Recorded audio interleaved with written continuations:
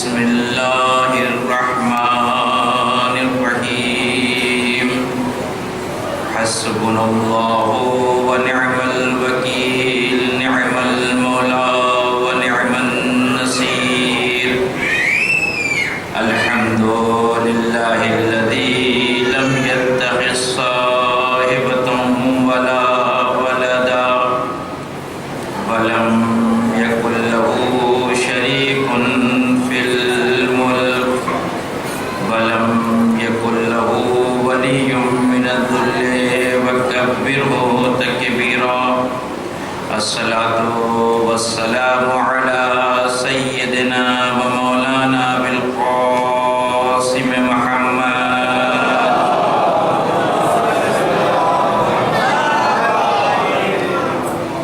وعليه الطيبين الطاهرين المعصومين المظلومين ولعنة الله على أعدائهم أجمعين أما بعد فقد قال الله الحكيم في كتابه الكريم وهو أصدق الصادقين بسم الله الرحمن الرحيم هل أتى على الإنسان حين من الدهر لم يكن شيئا مذكورا إنا خلقنا الإنسان من نطفة أمشاج نبتليه فجعلناه سميعا بصيرا إنا هديناه السبيل إما شاكرا وإما كفورا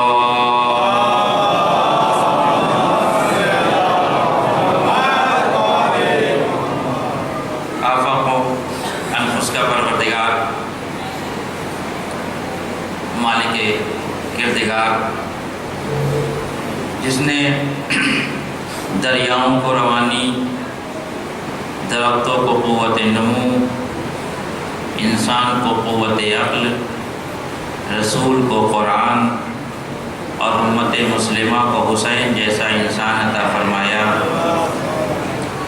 وہ اپنی پاک و پاکیزہ کتاب قرآن مجید کے ایک سورے میں جسے سورہ حلقہ بھی کہتے ہیں اور سورہ انسان بھی کہتے ہیں، انسان کی ابتدا، اس کی حقیقت اور اس کی معرفت کروا رہا ہے۔ اور ان ایام میں جو میں آپ کی خدمت میں معروضات پیش کروں گا وہ اسی سلسلے میں ہوں گے کہ ضروری ہے ہمارے اور آپ کے لیے کہ ہم اپنی معرفت حاصل کریں، انسان کی معرفت حاصل کریں، کیونکہ اللہ نے اس پوری کائنات کو اس پورے اسباب کے ساتھ صرف اور صرف اس لیے بنایا ہے کہ پوری کائنات انسان کے خدمت گزار بنے۔ اللہ نے یہ کائنات فرشتوں کے لیے نہیں بنائی ہے، اللہ نے یہ کائنات جناتوں کے لیے بھی نہیں بنائی ہے، اللہ نے یہ کائنات حیوانوں کے لیے بھی نہیں بنائی، صرف اس لیے بنائی ہے کہ ہم انسان کو پیدا کرنا چاہتے ہیں۔ لہذا اس کائنات کا نظام، اس کائنات کی خصوصیات، اس کائنات کی ضروریات سب کے سب کا محور ہے ذات انسان ہے۔ اب یہ انسان جس مرحلے پہ بھی اپنی معرفت حاصل کر لے گا، اس مرحلے پہ یہ پوری کائنات اس کے قدموں میں غلام بن کے آ جائے گی۔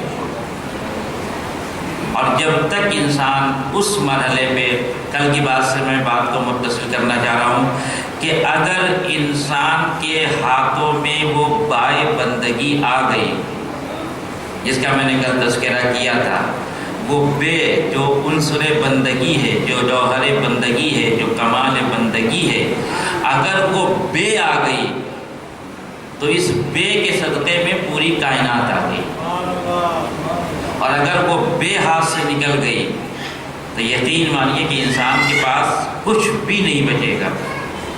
کل میں نے آپ کی خدمت میں عرض کیا تھا کہ ایسے انسان بھی موجود ہیں مسلمانوں کے نام پر کہ جو ان قدروں کی بھی حفاظت نہیں کرتے جن قدروں کی حفاظت اور ویلیوز کو کبھی کفار سلامت رکھتے تھے، کہ مائے حرام میں جنگ نہیں کرتے تھے، وہ 4 مہینے ذیقعدہ، ذوالحجہ، محرم اور رجب، جس میں ایک مسلمان کی قیمت بڑھ جاتی ہے، مادی قیمت بڑھ جاتی ہے، اس مہینے میں ان مسلمانوں نے، نام نہاد مسلمانوں نے یمن کے مظلوم مسلمانوں کے اوپر حملہ کیا۔ آپ ذرا سا توجہ کریں اور تاریخ کو تاریخ سے ملائیں تو خود بخود کردار پہ تطبیق دیتا ہوا چلا جائے گا۔ امام حسین علیہ السلام شعبان میں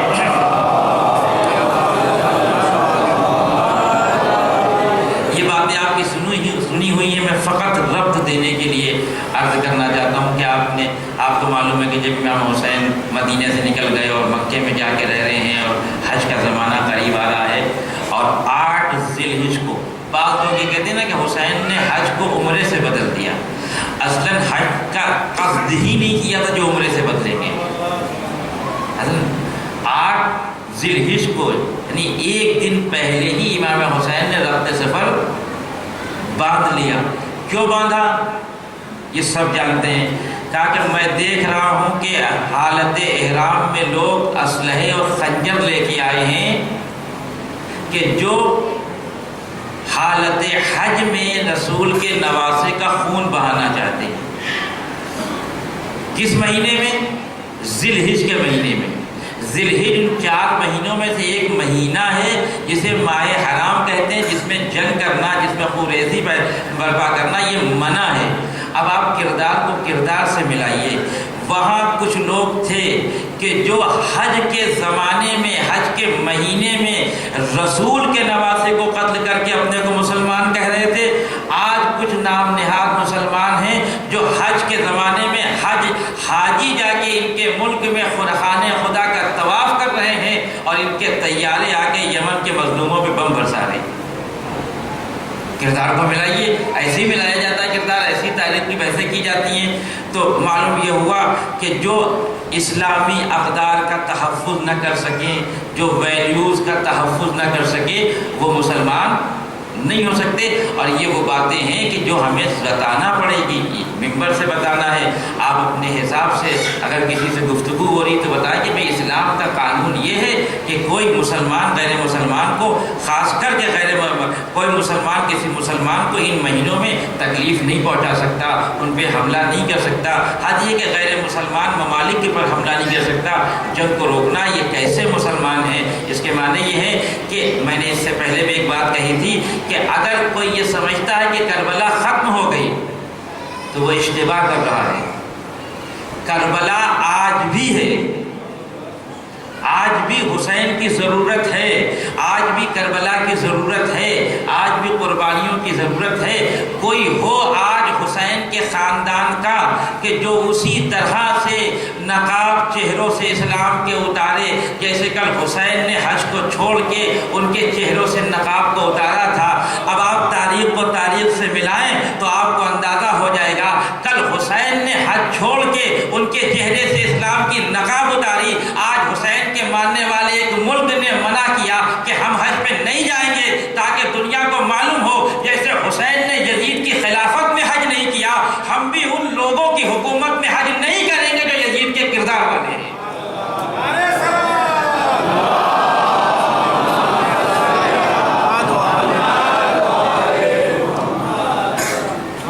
کسی کو حق نہیں ہے کہ خانہ کعبہ میں آنے سے روک دے۔ ہاں، کافر نہیں آ سکتا، مشرک نہیں آ سکتا، لیکن مسلمان تو خانہ کعبہ میں آنے کا حق رکھتا ہے، کہ یہ خدا کا گھر ہے،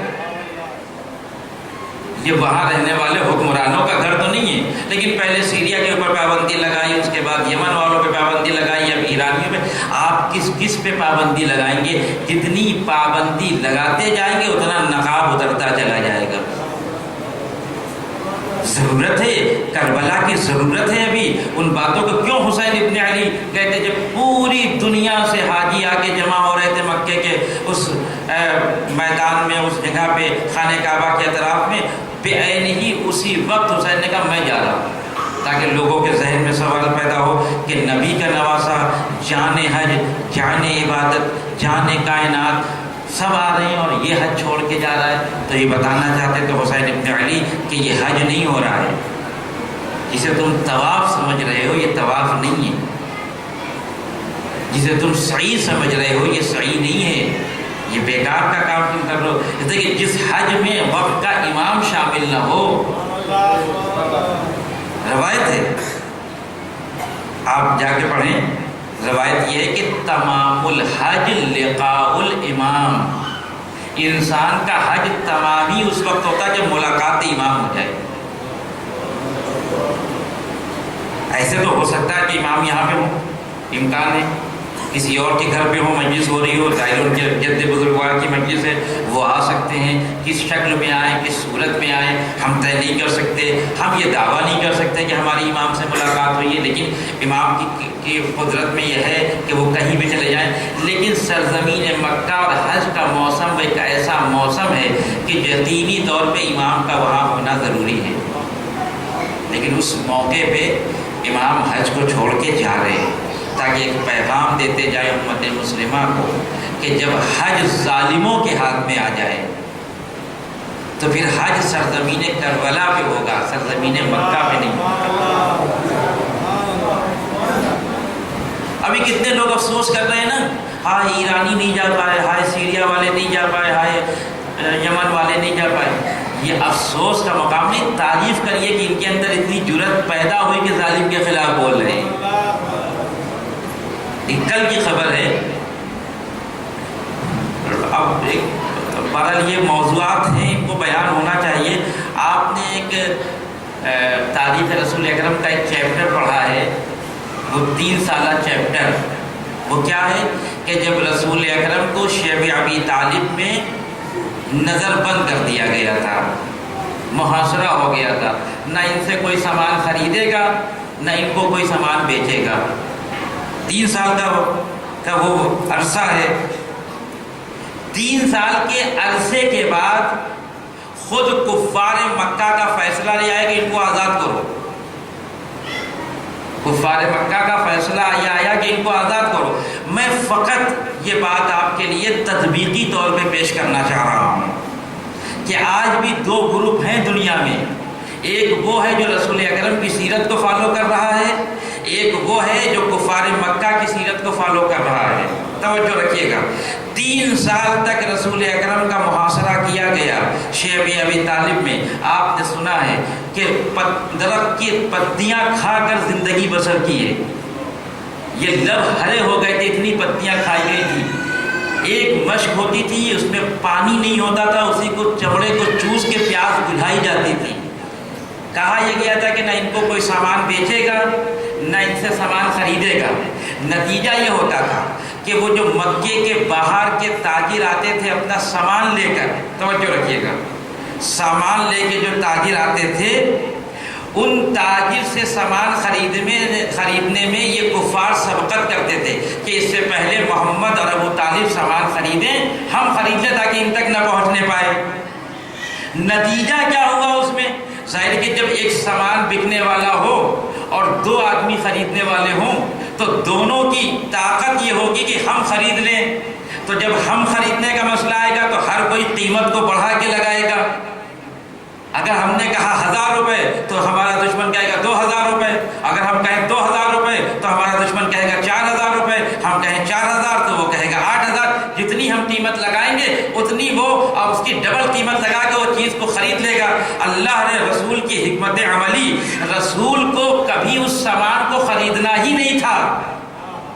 جو مکے سے باہر سے وہ تاجر لے کے آ رہے تھے، رسول تو اقتصادی طور پہ پیسے کے حوالے سے کفار مکہ کو کمزور کرنا چاہ رہے تھے کہ جا کے بولی لگاؤ تاکہ یہ ہم سے بڑی بولی لگائیں، اور نتیجہ یہی ہوتا تھا، وہ رسول اکرم سے بڑی بولی لگا کے سارے سامان کو خرید کے یہ سوچتے تھے کہ ہم نے ان کو شکست دے دی۔ ان کے پاس دولت تھی، ان کے پاس صبر تھا،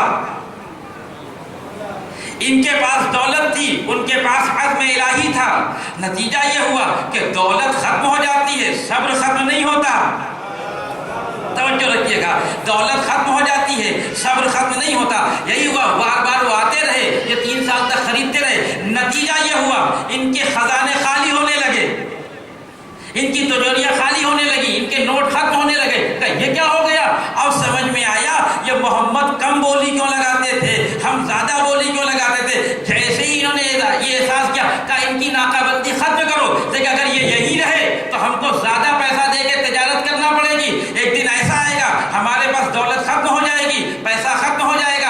خزانے ختم ہو جائیں گے، ہم کریں گے کیا؟ بے عین ہی یہی کام آج کے دور میں ایران کو دبانے کے لیے سعودی عرب نے کیا، جو بہت بڑا تاجر تھا تیل کا، اس نے کہا ہم ڈالر کو کم کرتے لائیں گے۔ 105 بیرل ڈالر میں جو تیل بک رہا تھا اس کو کم کرتے کرتے 25 ڈالر پہ لا کے رکھا، یہ سوچتے ہوئے کہ جو ہمارے باپ دادا نے شیب ابی طالب میں ابو طالب کے ساتھ کیا تھا وہی ہم آج ان کے ماننے والوں کے ساتھ کریں گے۔ لیکن انہیں پتا نہیں تھا جو حکمت عملی ابو طالب نے استعمال کی تھی وہی حکمت عملی ان کے ماننے والے استعمال کریں۔ چلو تم کتنا دام گراؤ گے، گراتے رہو، ہمارے پاس پیسہ نہیں ہے لیکن صبر الہی تو ہے۔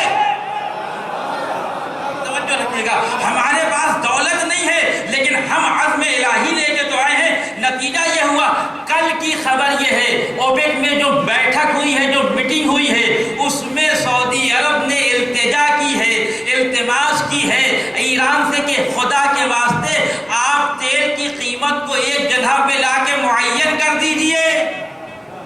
آپ تیل کی قیمت کو ایک جگہ کے لا کے معین کر دیے۔ یہ تیل کی قیمت کو معین کرنے کا مطالبہ نہیں ہو رہا ہے، یہ خاندان رسالت کو شیب ابی طالب سے نکالا جا رہا ہے۔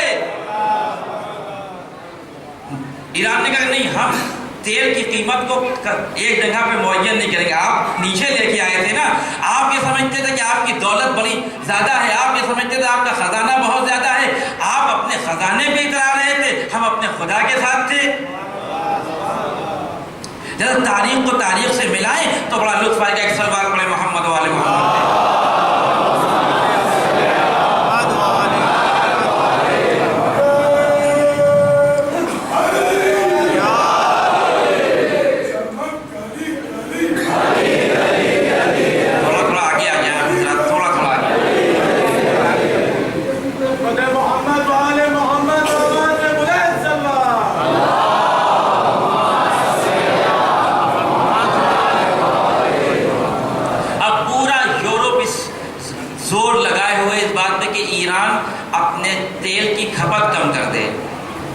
تیل کی جب کھپت کم ہوگی، تیل نکلنا کم ہوگا تو خود بخود قیمت اوپر جائے گی۔ نتیجہ تو انہوں نے اتنا کم دام پہ آ کر تیل بھیجا کہ ان کے خزانے ختم ہو رہے ہیں۔ 50,000 لوگوں کو نوکری سے نکالنا پڑا، اور جن کے اوپر 35 سال سے سینکشن لگایا ہوا ہے وہاں کوئی فرق نہیں آ رہا ہے۔ جو لوگ جاتے ہیں ایران زیارت کرنے کے لیے وہ میری تائید کریں گے، سب یہی کہتے ہیں مولانا کہاں پہ لگا ہے سینکشن، دکھائی تو نہیں دے رہا ہے، ہم کو تو نظر نہیں آ رہا کہیں غربت ہے۔ کیوں؟ اس لیے کہ جو اللہ کے اوپر بھروسہ کرتا ہے، چاہے وہ شیب ابی طالب میں ہو، چاہے وہ کسی ملک میں ہو، خدا ہر جگہ پہنچ سکتا ہے۔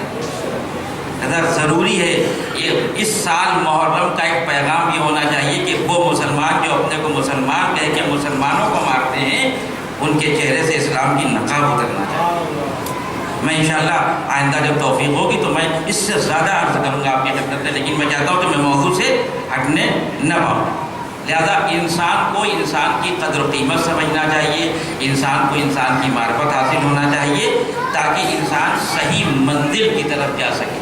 بس مجھے آپ یہ اجازت دیجیے کہ میں نے کہا تھا کہ میں پچھلے سال کی باتوں کو دہراؤں گا نہیں انشاءاللہ، لیکن ایک جملہ دہرانے کی اجازت چاہتا ہوں کہ بغیر اس جملے کے یہ موضوع میں آپ کو لطف نہیں آئے گا جو میں نے پچھلے سال کہا تھا کہ اس کائنات میں جتنی بھی مخلوقات ہیں انسان کو چھوڑ کے سب کو خدا نے بنا کے پیدا کیا ہے، بننے کے لیے پیدا نہیں کیا۔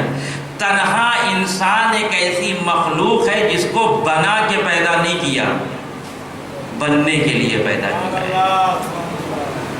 حیوان کو بنا کے پیدا کیا، درخت کو بنا کے پیدا کیا، جنات کو بنا کے پیدا کیا، ملک کو بنا کے پیدا کیا، لیکن انسان کو بنا کے پیدا نہیں کیا۔ کہ تم کو بننا ہے، ہم تم کو بنائیں گے نہیں۔ لہذا جس کو بنا کے بھیجا نہ اس سے کوئی حساب، نہ کتاب، نہ شریعت، نہ قانون، نہ اصول، کچھ نہیں۔ جانور جس کے کھیت میں چلا جائے وہ کھا لے، کوئی پوچھنے والا نہیں ہے، کسی کو مار دے، کسی کا نقصان کر دے، کچھ نہیں ہے. لیکن انسان ذرا کسی کا نقصان کر دے شریعت گریبان پکڑ لے گی. آپ ایک لقمہ کسی سے بغیر اس کی اجازت کے نہیں لے سکتے، شریعت گریبان پکڑ لے گی. تم کیا کر رہے ہو؟ کیوں پروردگار یہ حیوان کو اتنی چھوٹ کے کسی کے کھیت میں چلا جائے، کسی کو نقصان پہنچا دے، اور ہم کسی کے ہاتھ سے ایک لقمہ نہیں لے سکتے؟ کہا اس لیے کہ اس کو بنا کے بھیجا ہے، تم کو بننے کے لیے بھیجا ہے. تمہیں یہاں سے بن کے پروردگار کی طرف جانا ہے. بس ایک لطیف سی بات ہے جو عرض کرنا چاہتا ہوں، جس کو بننے کے لیے بھیجا ہے اس کے لیے مدت کو معین نہیں کیا. انسان کو بننے کے لیے بھیجا، مدت کو معین نہیں کیا. کیا ہو جاتا؟ قیامت آ جاتی.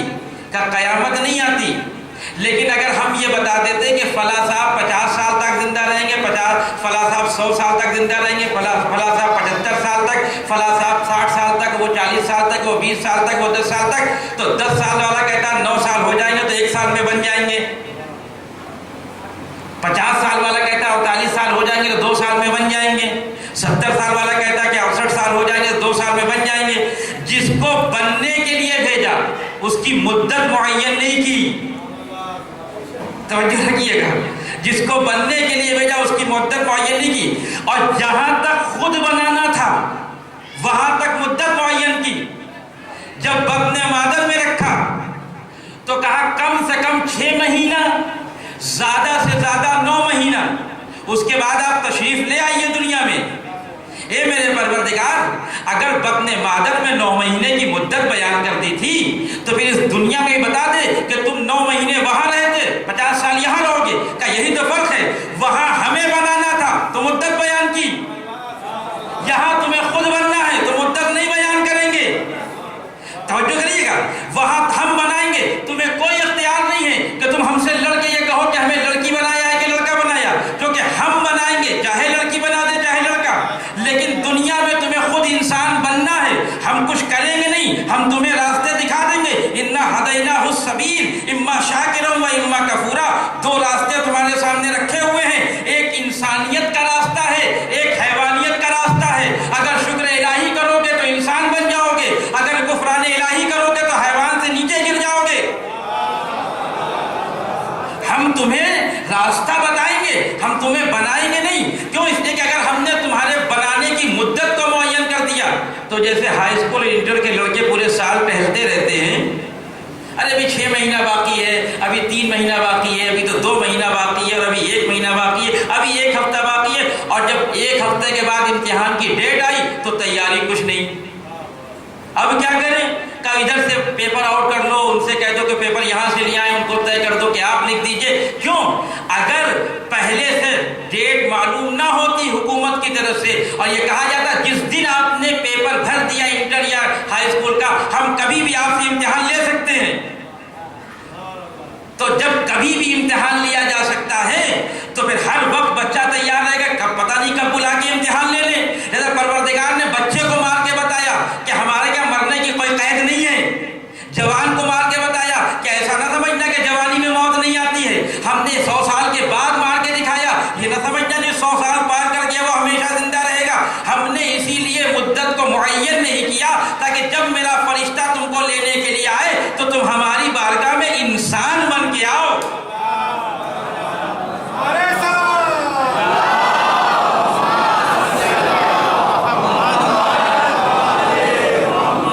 حیوان بن کے نہیں آنا. اور میں تو یہ کہتا ہوں کہ واقعی اگر انسان حیوان بن کے بھی چلا جائے تو بہت بڑی بات ہے. لیکن قرآن نے ایک مرحلہ اور بیان کیا، بل ہم اضل، تم حیوان نہیں ہو، تم ان سے بھی بدتر ہو.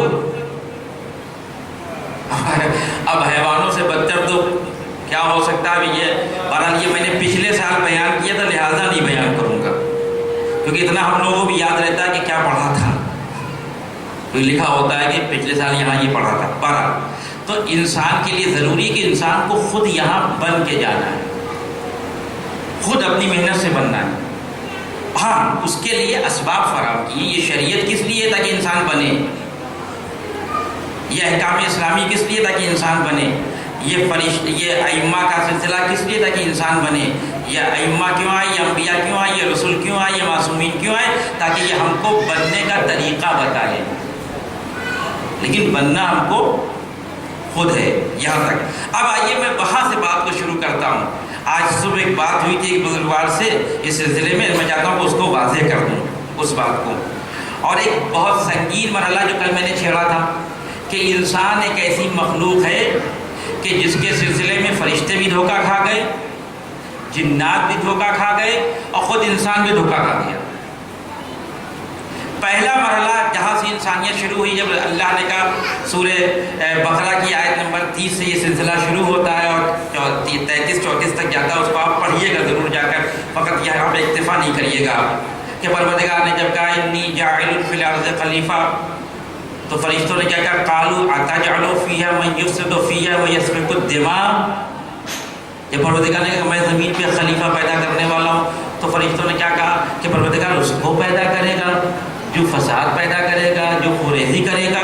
نحن نسبح بحمدک ونقدس لک، پروردگار ہم یہاں بیٹھے ہیں، ہم تیری تسبیح بھی کریں گے، تیری حمد بھی کریں گے، تیری تقدیس بھی کریں گے۔ پروردگار نے کیا کہا، انی اعلم ما لا تعلمون، جو میں جانتا ہوں وہ تم نہیں جانتے۔ یعنی فرشتوں کے گمان میں یہ تھا کہ خلافت خدا کو حاصل کرنے کا ذریعہ فقط عبادت ہے، تسبیح کر لو، تقدیس کر لو، تحلیل کر لو، تم خلیفہ خدا بن جاؤ گے۔ اس کے بعد فوراً پروردگار نے کہا ہم نے آدم کو اسماء کا علم دیا۔ یہ فوراً یہ کہنا کہ انی عالم ما لا تعلمون، اور اس کے بعد یہ تذکرہ کرنا کہ ہم نے آدم کو اسماء کا سارا علم دے دیا، اس بات کی دلیل ہے کہ خلافت خدا کو حاصل کرنے کے لیے عبادت بھی درکار ہے، علم بھی درکار ہے۔ جب تک علم نہیں آئے گا اس وقت تک انسان کے اندر وہ صلاحیت پیدا نہیں ہوگی کہ وہ خلیفہ خدا بن جائے۔ یہ تو ایک مرحلہ ہوا۔ کیا پھر وہ مٹی آئی اور اس کے بعد وہ پتلا بنا، یہ میں تفصیل سے بیان کروں گا ایک دن، لیکن آج میں فقط اس بات کو عرض کرنا چاہتا ہوں، فرشتوں نے بدل، فرشتے معصوم ہیں، آپ جانتے ہیں، خرافات کی باتیں تو کر نہیں سکتے، ہماری طرح تو ہے نہیں کہ جو سمجھ میں آیا بول دیا۔ کیا کہا فرشتوں نے؟ اب توجہ رکھیے گا اس بات پہ، بات بہت دقیق ہے، فلسفی بات ہے، لیکن آپ بالکل پریشان نہ ہو، میں اس کو بالکل پانی کی طرح حل کر دوں گا آپ کے لیے۔ کیوں کہا فرشتوں نے کہ پروردگار اس کو بھیجے گا، اس کو خلیفہ بنائے گا جو خوریزی کرے گا، جو فساد پیدا کرے گا؟ کہاں سے معلوم ہے فرشتوں کو؟ یہ بات اہم ہے، فرشتوں کو معلوم کہاں سے ہوا؟ کوئی بتائے گا؟ مشاہدہ تو اس وقت ہوگا کہ پہلے انسان ہو، کوئی مخلوق اگر تھی تو وہ انسان تھی، ضروری نہیں کہ جو دوسری مخلوق فساد پیدا کرے تو انسان بھی کر لے، یہ تو قیاس ہے، یہ تو قیاس ہے۔ سوال یہی ہے میرا آپ سے کہ فرشتوں کو کیسے معلوم ہو گیا کہ انسان کو ریزی کرے گا اور فساد پیدا کرے گا؟ دوسرا سوال، جو معلوم ہوا تو صحیح معلوم ہوا تو غلط معلوم ہوا ہے؟ جو بات کہی ہے خدا سے، غلط بات کہی ہے یہ صحیح بات کہی ہے؟ غلط کہہ نہیں سکتے اس لیے کہ معصوم ہے، صحیح کہی تو کہاں سے کہی؟ بات تو صحیح کہی، اس میں تو کوئی شک نہیں ہے کہ ابتدائی انسانیت میں مسئلہ پیش آ گیا کہ قابیل نے حابیل کو مارا کہ نہیں مارا، خوریزی تو ہوئی تھی۔ سوال یہ کہ پہچانا کیسے؟ بعض لوگ اس بات کا جواب اس طرح سے دیتے ہیں، ٹھیک ہے میں مجھ سے منع نہیں کرتا کہ پہلے روایات موجود ہے کہ پہلے انسان آ چکے تھے دنیا میں، انسانوں کی نسل پہلے آ چکی تھی دنیا میں، میں انکار نہیں کر رہا ہوں، لیکن میں ایک دوسرے راستے سے آنا چاہتا ہوں آپ تک، اور اس پہ روایات بھی ہیں، اس میں کوئی شک نہیں ہے۔ ایک دن جناب امام علی اپنے شاگرد جناب ابن عباس کو درس تفسیر دے رہے تھے، تو ابن عباس نے امام علی سے پوچھا کہ مولا یہ بتائیے کہ کیا ہو سکتا ہے کہ سورہ حم کی تفسیر ہو، کہ کیا اس عالم کے علاوہ بھی کوئی عالم ہے جس میں ہم زندگی گزار رہے ہیں؟ تو امام علی نے کہا کہ ابن عباس، اللہ نے 18,000 عالم پیدا کیے ہیں، اللہ نے 18,000 عالم پیدا. اب سنیے گا، یہ آپ کے جذبہ بلا کی تسکین کے لیے عرض کر رہا ہوں. 18,000 عالم پیدا کیے ہیں اور ہر عالم میں ایک علی رکھا ہے.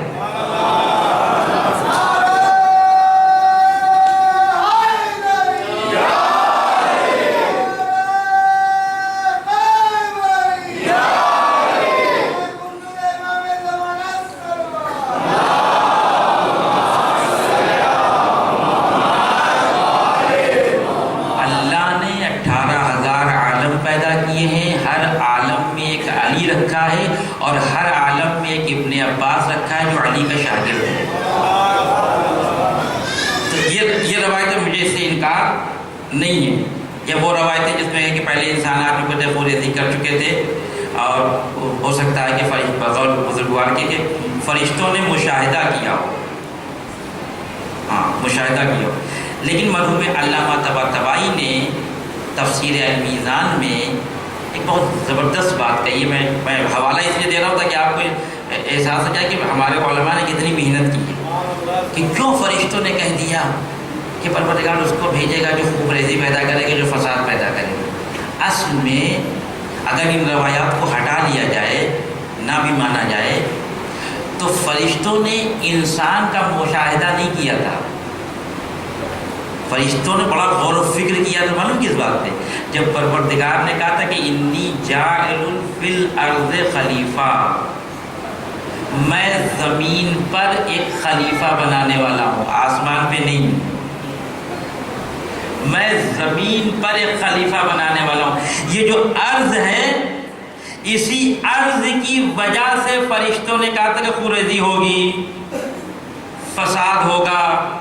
کیوں ہوگا؟ کہ اس لیے کہ زمین کی خاصیت یہ ہے کہ مادی ہے، اور مادے کی خاصیت یہ ہے کہ مادے میں جو حرکت ہوتی ہے وہ مقابل میں ہوتی ہے. مقابل میں حرکت ہوتی ہے. بہت سخت مرحلہ ہے یہ، لیکن میں اس کو بھی مثال دے کے بہت آسان کر دیتا ہوں. مادہ جہاں ہوگا وہاں حرکت مقابل میں ہوگی. روحانیت جہاں ہوگی وہاں حرکت مقابل میں نہیں ہوگی، ترتیب کے ساتھ ہوگی. آپ نے کبھی سنا آسمان میں کوہرام برپا ہوا ہو کہ فرشتے آپس میں لڑ گئے؟ کبھی آپ نے سنا کہ کوئی فرشتہ رکوع سے اٹھ رہا تھا تو جو کھڑا تھا وہ پیچھے لڑ گیا؟ نہیں سنا. کیوں؟ اس لیے کہ عالم ملکوت میں، عالم تجرد میں، عالم روحانیت میں حرکت مقابل میں نہیں ہوتی ہے. ایک کے پیچھے ایک چلتے رہتے ہیں. جب ایک کے پیچھے ایک چلے گا تو ٹکراؤ کا کوئی سوال ہی پیدا نہیں ہوتا ہے. آپ نے سنا امام علی نے نہج البلاغہ میں ارشاد فرمایا ہے کہ اللہ نے نہ جانے کتنے فرشتے خلق کیے. کوئی رکوع میں ہے، کوئی سجدے میں ہے، کوئی قنوت میں ہے، کوئی تشہد میں ہے. جو تشہد میں وہ وہی ہے، جو رکوع میں ہے وہ رکوع میں ہے، جو سجدے میں وہ سجدے میں ہے. انسان کے ساتھ پریشانی یہ ہے کہ یہ کچھ دیر کے لیے سجدے میں چلا جاتا ہے، کچھ دیر کے لیے رکوع میں چلا جاتا ہے، کچھ دیر کے لیے تشہد پڑھنے لگتا ہے. تو ظاہر جب اٹھے گا تو پیچھے والے کو مار دے گا، جب مارے گا تو پیچھے والے کو غصہ آئے گا. وہ اگر آگے والے کو نہیں مارے گا تو بغل والے کو مار دے گا. تو مادیت کے اندر جو حرکت ہوتی ہے وہ تقابل میں ہوتی ہے. تقابل میں جیسے ہی حرکت ہوگی فساد آ جائے گا. بس اسی عرض کو ملحوظ خاطر رکھ کے ملائکہ نے کہا پروردگار کیونکہ تو زمین پہ بنانے والا ہے، لہذا اس زمین کا خاصہ یہ ہے کہ یہاں خوریزی ہوگی. یہاں تک بات یہ فلسفی بات ہو گئی. اب میں مثال دیتا تھا، ایک سلوات پڑھے محمد والے محمد پہ.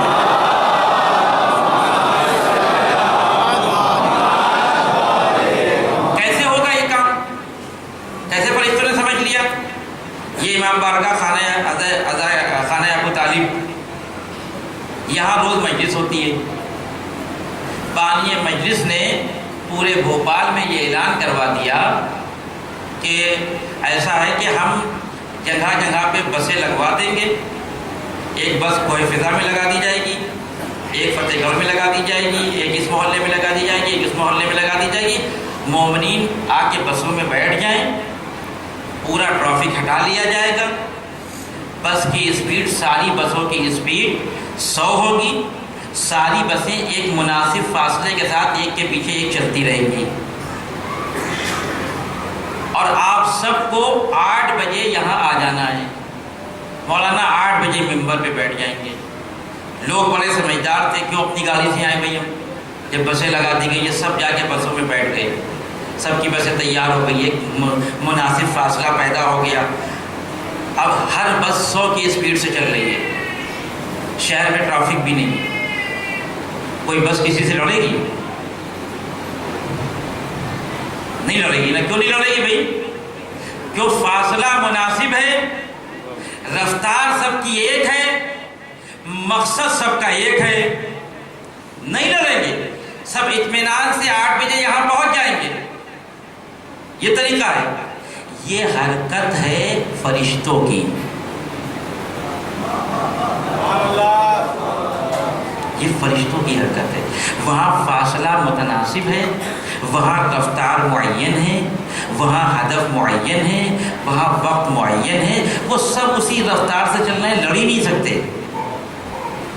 لیکن دوسرے دن اعلان ہوا کہ بس کا خرچہ بہت آ رہا ہے، ہم اٹھا نہیں پا رہے ہیں، ہم نہیں اٹھا پائیں گے، کل سے آپ کو خود آنا ہے اپنی سواری سے، اور اگر 8 بجے نہیں آئے تو دروازہ بند، اور کل سے تورق بھی بہت اچھا بٹے گا جس کو آپ سوچ نہیں سکتے۔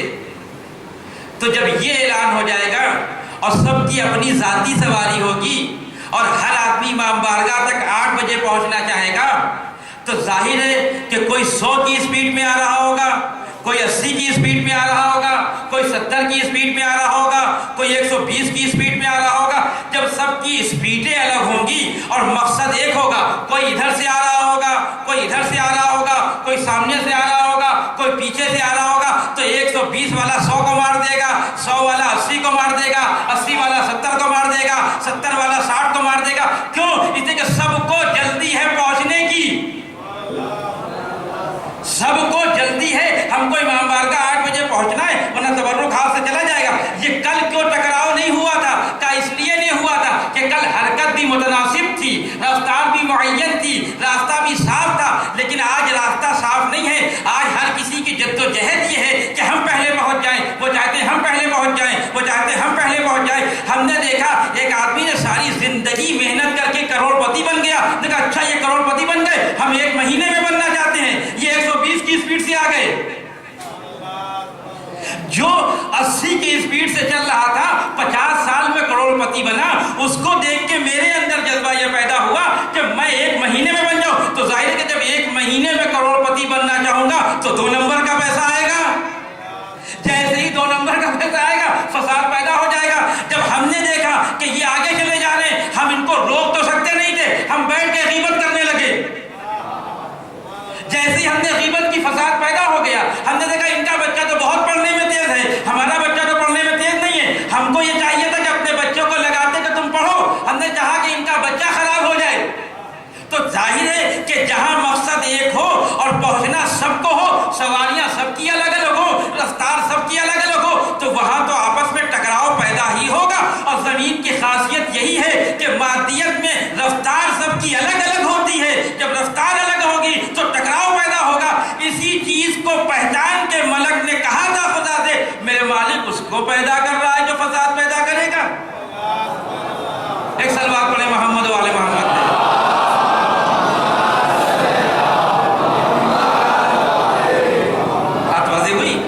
لہذا سب کی رفتار پہ روک لگا دی اسلام نے۔ نگاہیں اٹھیں لیکن اتنی رفتار سے نہ اٹھیں کہ کسی نامحرم پہ پڑ جائے، زبان کھلے لیکن اتنی رفتار سے نہ کھلے کہ کسی کی توہین ہو جائے، ہاتھ اٹھے لیکن کسی غریب کے سر پہ پھیرے جائیں، کسی کا مال نہ لوٹا جائے۔ غور کیا آپ نے؟ یہ اسلام کے قانون ہے کہ نہیں ہے کہ کوئی کسی کی ناموس کے اوپر حملہ نہیں کر سکتا، کوئی کسی کی جان نہیں لے سکتا، کوئی کسی کا خون نہیں بہا سکتا، کوئی کسی کا مال نہیں لے سکتا۔ یہ شریعت کے قانون کیوں بنایا ہے؟ یہ قانون نہیں ہے، یہ سب کی اسپیڈ کو معین کیا جا رہا ہے، سب کی گاڑیوں کے اوپر ٹیگ لگایا جا رہا ہے کہ اگر تم اس ٹیگ کو اپنی گاڑی پہ لگا کے آگے بڑھو گے تو فرشتوں کو کہنے تو مسئلہ نہیں ہے، وہ کہتے رہیں تم تو صحیح ہوگے۔ فساد اور اختلاف کا عنصری وہاں سے پیدا ہوتا ہے کہ جہاں انسان صلاحیت نہ رکھتا ہو اور ان کا مقابلہ کرے جو باصلاحیت ہے۔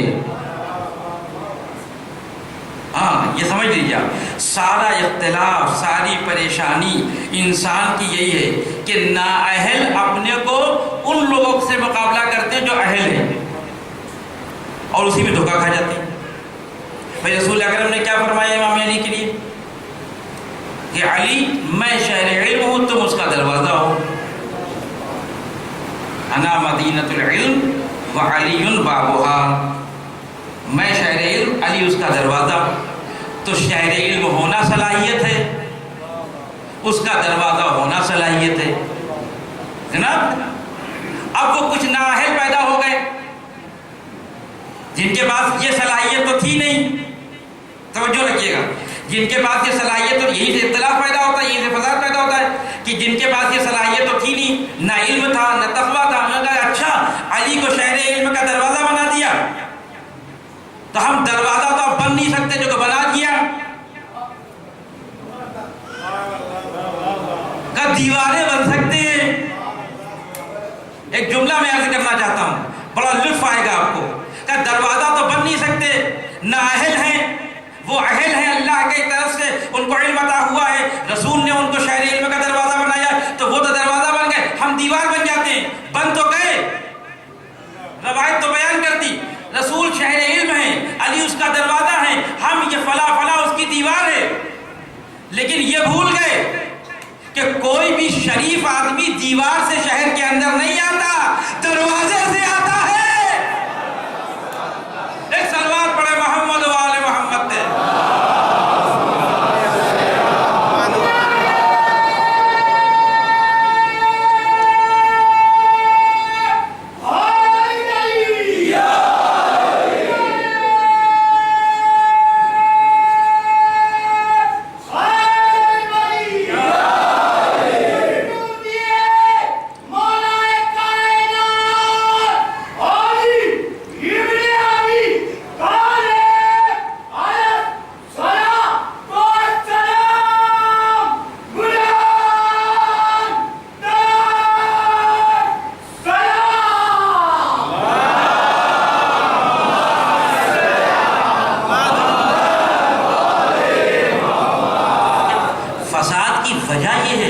علت فساد و اختلاف یہ ہے کہ جو نااہل ہیں وہ اپنا مقابلہ باصلاحیت لوگوں سے کرتے ہیں۔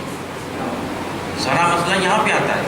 جیسے آپ تاریخ اٹھا کے دیکھ لیں، آپ تاریخ اٹھا کے دیکھیں، 10 سال کا عرصہ امام حسن نے امیر شام کے ساتھ گزارا۔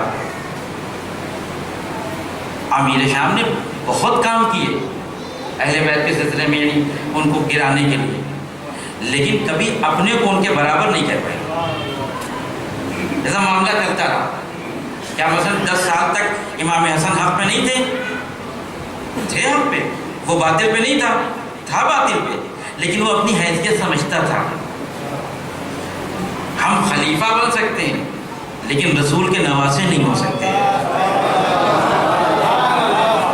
ہم خلیفہ بن سکتے ہیں لیکن اللہ کی طرف سے امام نہیں ہو سکتے۔ لہذا اس نے کہا چلو غنیمت یہی ہے کہ یہ حکومت ہم کو مل گئی ہے، اللہ کی اسی کو آگے بڑھاتے ہوئے چلو۔ اور جب دنیا سے جانے لگا اور اپنے بیٹے کو تخت پہ بٹھایا تو پہلی وصیت یہی کی تھی کہ دیکھو جب تک حسین تم سے نہ بولے تم نہیں بولنا۔ یعنی وہ یہ کہہ رہا تھا کہ جب تک ایک باصلاحیت انسان تمہارے مقابلے میں نہ آئے تم نااہل جانا نہیں اس کے مقابلے میں، اور نہ مارے جاؤ گے۔ بھئی سوال یہ ہے، بس میں آ گیا اس مرحلے تک۔ 18 رجب، ایک تاریخ معتبر تاریخ جو ہے وہ 18 رجب کو امیر شام دنیا سے گیا۔ یزید اس وقت شام میں موجود نہیں تھا، بعد میں آیا۔ 22 رجب کو یا 23 رجب کو یزید کی طرف سے ایک ایلچی، ایک سفیر، ایک ایمبیسڈر نامہ لے کے مدینے پہنچتا ہے، مدینے کے گورنر کے پاس، جس نامے میں لکھا ہوتا ہے کہ حسین ابن علی، عبداللہ ابن زبیر، عبداللہ ابن عمر سے بیعت لو، اگر یہ بیعت نہ کرے تو ان کا گلا کاٹ دو۔ یعنی امیر شام کے دنیا سے جانے کے 10 دن کے اندر یہ سارا مرحلہ طے ہو گیا۔ اتنی جلدی کیا تھی یزید کو؟ جیسے باپ نے انتظار کیا تھا، تھوڑا انتظار یہ بھی کر لیتا امام حسین کو چھوڑ دیتا، لیکن مسئلہ تھا صلاحیت اور بے صلاحیت کا۔ یزید کے اطراف میں جو اس کے وزراء تھے، جو اس کے ایڈوائزر تھے، انہیں معلوم تھا کہ یہ اتنا نااہل ہے کہ بہت دن تک یہ حسین ابن علی کے سامنے ٹک نہیں سکتا، لہذا انہوں نے یہ سوچا کہ جب تک باصلاحیت لوگ دنیا میں رہیں گے یہ ان نااہلوں کو پوچھے گا کون؟ لہذا طریقہ یہ ہے، میں اس بحث کو بھی بیان کروں گا، طریقہ یہ کہ ان باصلاحیت لوگوں کو مار دو، قتل کر دو، شہید کر دو، تاکہ لوگ مجبور ہو کے ان کے دروازے پہ آئیں، ان کے پاس صلاحیت نہیں ہے۔ یہی وجہ تھی یزید کی بیعت لینے کی، ورنہ امام حسین تو کھڑے نہیں ہوئے تھے، امام حسین نے تو کچھ نہیں کہا اس 10 دن کے اندر۔ یزید کی طرف سے آفر آیا تھا، اتنا سخت تھا کہ بیعت نہ کریں تو سب کام کر دو۔ اور آپ یہ سوچئے کہ اس سفیر کو اتنی تاکید تھی کہ فوراً مدینے جا کر، فوراً گورنر کے پاس جا کے فوراً نامہ دینا، آرام کرنے کی ضرورت نہیں ہے، لہذا جو تاریخ میں لکھا ہوا کہ رات کی تاریکی میں وہ پہنچا ہے گورنر کے پاس، رات کی تاریکی میں۔ اور اب نہ جانے اس نامے میں کیا لکھا تھا کہ گورنر نے اتنا انتظار نہیں کیا، جب صبح ہو جائے تو ہم حسین ابن علی کو بلا کے کہیں کہ یزید کی بیعت کریے، امیر شام دنیا سے چلا گیا۔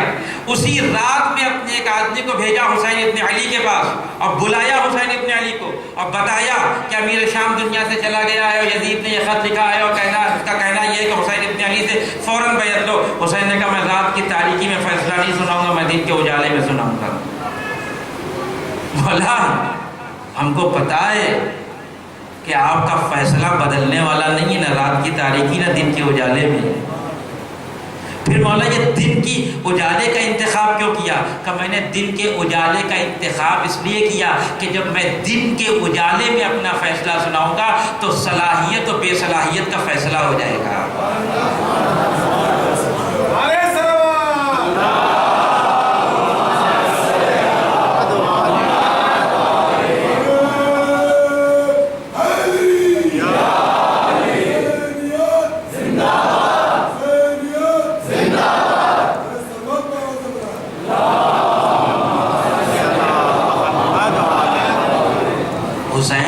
حسین فیصلہ کرنا چاہتے تھے در کا اور دیوار کا، حسین فیصلہ کرنا چاہتے تھے صلاحیت اور غیر صلاحیت کا، حسین اہل اور نااہل کا فیصلہ کرنا چاہتے تھے، لہذا کیا کہا مثلی لا یبایع مثلا، مجھ جیسا تجھ جیسے کی بیعت نہیں کر سکتا۔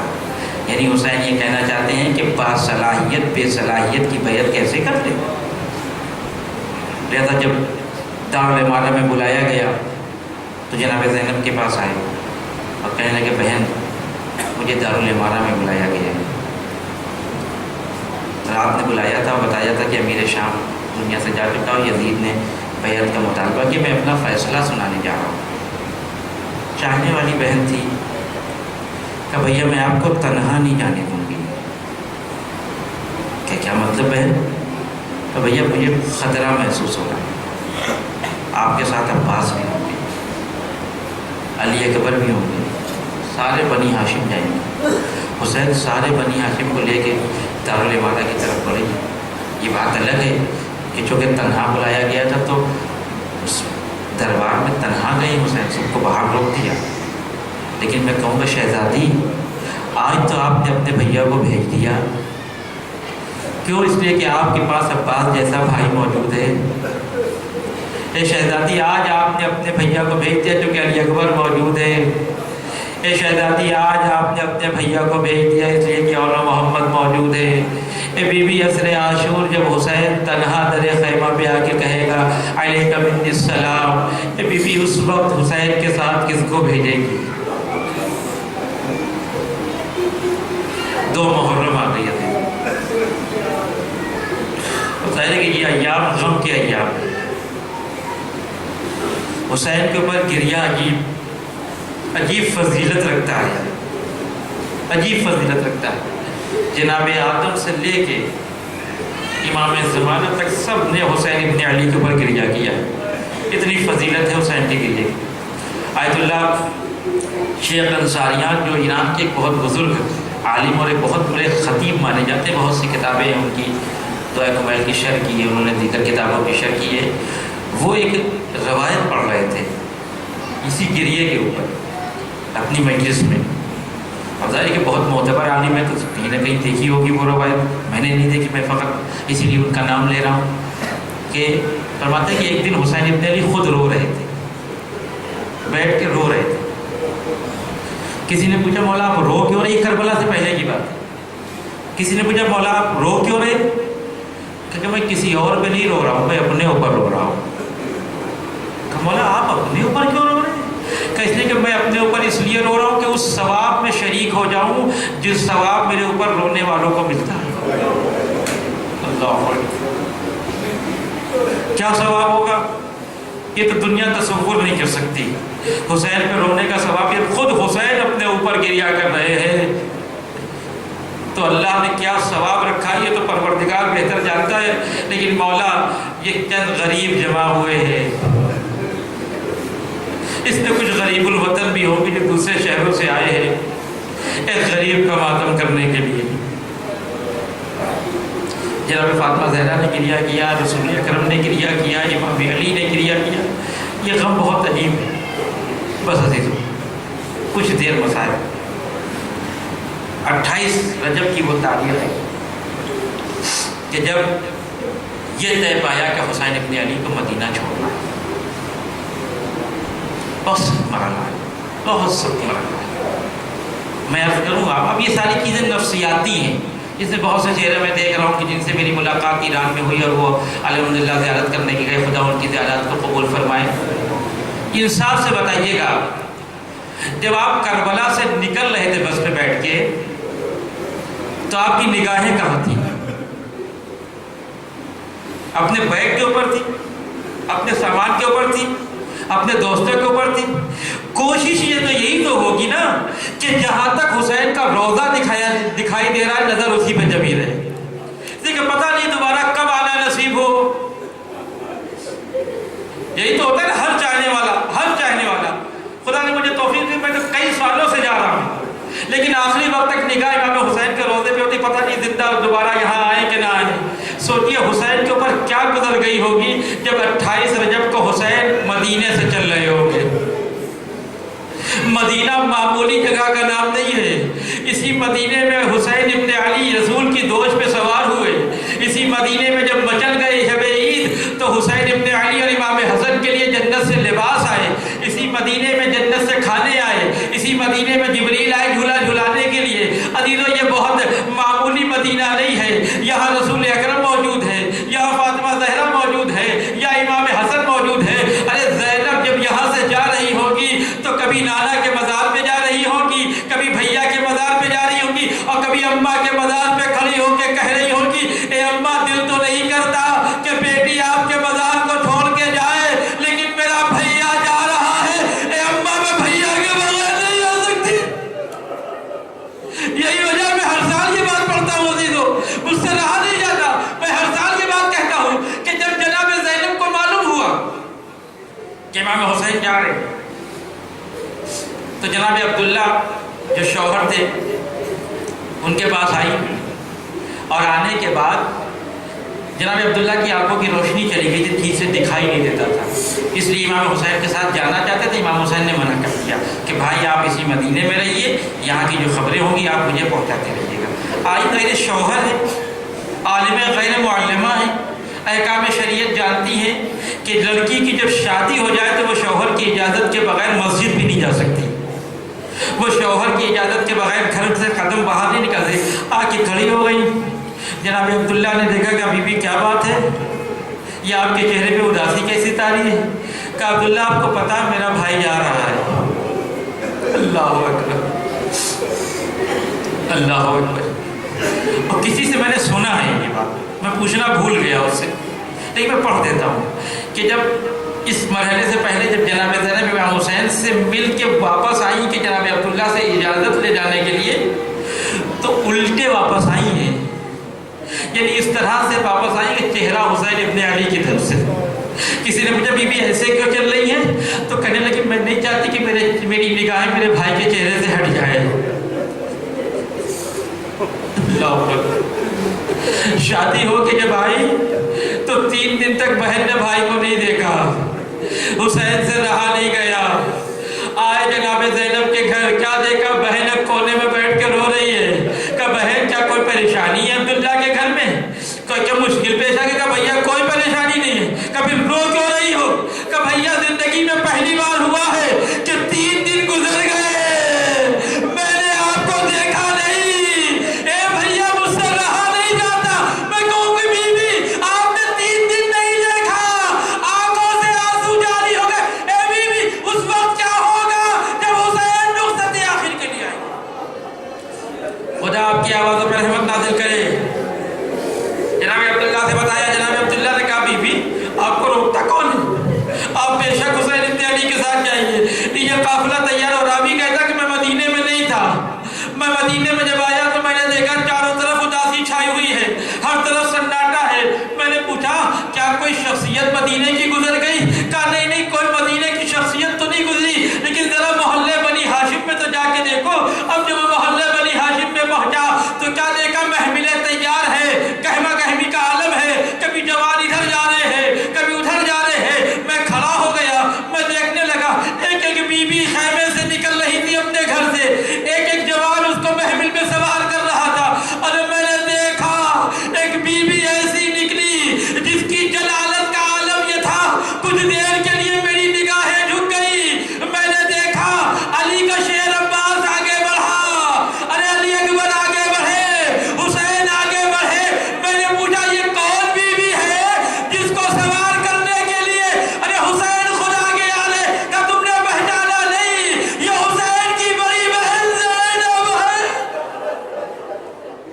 ارے عباس نے اپنے زانوؤں کا سہارا دیا، زینب نے زانوؤں پہ قدم رکھا، ارے ہاتھوں کو پکڑا، چاہتی ہے محمل میں سوار ہو، رک کے کہتی ہے بھیا ارے جس احترام سے ابھی سوار کر رہے ہو، ارے جب کربلا سے چلوں،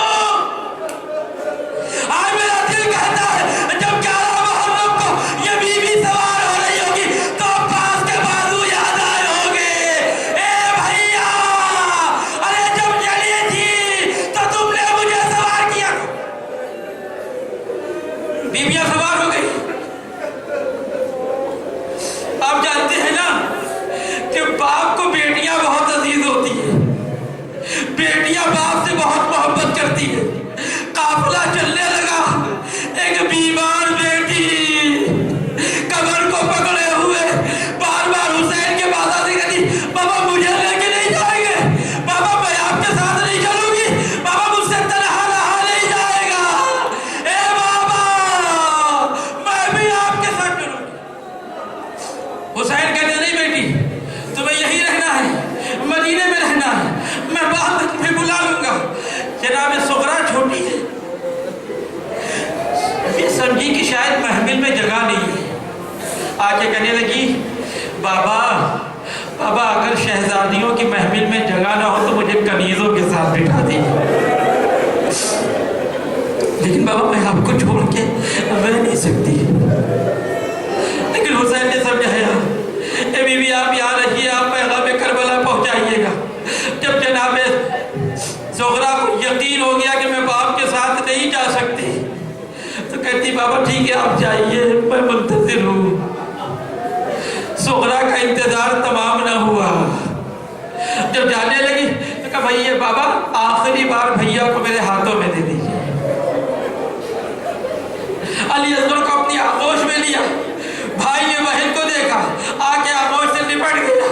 اب زغرا ہے اور علی اصغر ہے، زغرا ہے اور علی اصغر ہے، ایک ایک بیوی کبھی پھوپھی آتی ہے، کبھی ماں آتی ہے، کبھی بہن آتی ہے، آؤ علی اصغر میری آغوش میں آ جاؤ، لیکن علی اصغر بہن کی آغوش چھوڑنے کے لیے تیار نہیں ہے۔ حسین آگے بڑھے، کان میں کچھ کہا، بہن نے بھائی کی آغوش کو چھوڑا، باپ کی آغوش میں آ گیا۔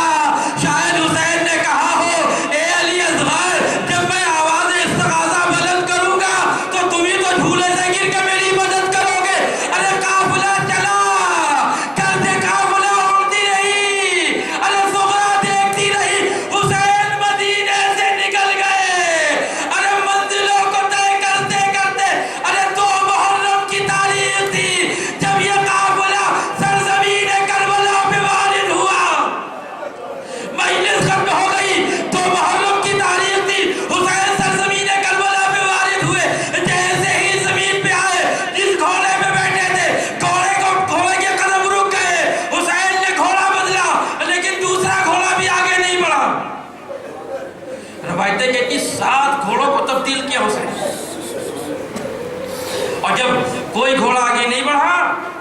وہاں کے اطراف کے لوگوں کو بلایا، کہیں بتاؤ اس زمین کا نام کیا ہے؟ کہیں مولا اس کو غازریہ کہتے ہیں، کا اور نام، کہیں اس کو شط فرات کہتے ہیں، اور حسین تو کچھ اور سننا چاہ رہے تھے، کا اور کیا نام ہے؟ کہیں اس کو نہنما کہتے ہیں، اور کہیں اس کو کربلا کہتے ہیں۔ بس آگئی منزل، بس جیسے ہی یہ سنا کہ یہ کربلا ہے، آوازی ہاں ہوانا محط و رحالنا، قافلے والوں سے اعلان کیا اتارو اپنی منزلوں کو، یہی ہماری آخری منزل ہے، اتارو اپنی محملوں کو، یہی ہماری منزل ہے۔ حسین نے 60,000 درہم میں اس زمین کو خریدا، اور خریدنے کے بعد پھر ہبا کر کے کہا دیکھو جب ہم یہاں شہید ہو جائے، ہمارے چاہنے والے یہاں زیارت کرنے کے لیے آئے تو 3 دن کے لیے ان کو مہمان ضرور رکھنا۔ عزیزوں میں ایک واقعہ بس مختصر سا بیان کر دوں، اربعین کے موقع پہ زیارت کے لیے گیا، بھیڑ بہت تھی، حرم کے باہر کھڑے ہو کے قافلے کے ساتھ زیارت پڑھ رہا تھا، کھانا کھا کے آئے تھے ہوٹل میں، پانی پی کے آئے تھے، نہ ہم نے کسی سے پانی مانگا نہ کھانا مانگا، ابھی زیارت پڑھ رہے تھے، کچھ چاہنے والے آ گئے، ہاتھوں میں پانی تھما کے چلے گئے۔ میں یہی سوچ رہا تھا ارے ہم نے پانی تو مانگا نہیں، ہم نے مطالبہ تو کیا نہیں، شاید اسی لیے پانی دیا ہو۔ حسین وصیت کر کے گئے تھے ارے زمین تو دے رہا ہوں لیکن جب میرے زائر زیارت کرنے آئے ایسا نہ ہو پیاسے رہے۔ اے مولا آج آپ کے نام پہ زمینیں لگ رہی ہیں، ارے فرات کے کنارے خیمے لگ گئے، لیکن ایک آندھی اڑی، زینب پریشان بھائی کو بلایا، باہوں میں باہیں ڈال دی، اے بھیا میں اس زمین پہ نہ رہوں گی۔ کہا بہن کیا ہوا؟ کہا بھائی ابھی ایک آندھی اڑی، کربلا کی خاک میرے سر پہ آ گئی، میں کہوں گا بی بی یہ خاک کربلا نہیں ہے، یہ اشارہ ہے جب آپ کی چادر چھن جائے گی تو خاک کربلا پردہ بن کے آپ کے سر پہ رہے گی۔ اے بی بی کربلا کی زمین آ گئی، واہ محمد وعلی، انا للہ و انا الیہ راجعون۔ پروردگار تجھے واسطہ ہے محمد و آل محمد کا ہماری اس مختصر سی ادا کو قبول فرما، جو لوگ مخصوص ان کے قرضوں کو دور فرما، جو لوگ حج زیارت کے مشتاق ان کو حج زیارت سے مشرف فرما، علماء کرام کا سایہ ہمارے سروں پہ باقی رہے، مراجع کرام کا سایہ ہمارے سروں پہ باقی رہے۔ پروردگار تجھے واسطہ ہے محمد و آل محمد کا ہمیں سچا عزادار بنا، پروردگار ہماری عزاداری کو قبول فرما، پروردگار تجھے واسطہ ہے محمد و آل محمد کا جہاں کہیں بھی شیعان حضرت کرار اہل بیت کے چاہنے والے ہیں ان کی جان و مال و عزت و آبرو کی حفاظت فرما، پروردگار تجھے واسطہ ہے محمد و آل محمد کا انقلاب ایران کی حفاظت فرما، پروردگار تجھے واسطہ ہے محمد و آل محمد کا علماء کرام مراجع کرام کا سایہ ہمارے سروں پہ باقی رہے، مالک تجھے واسطہ ہے محمد و آل محمد کا منتقم خون حسین ابراہیم زمانہ کے ظہور میں تعمیر فرما، ہم کو ان کے آوان و مثال میں شامل فرما۔ ربنا وتقبل دعاء انک انت السمیع العلیم وتب علینا وانک انت التواب الرحیم۔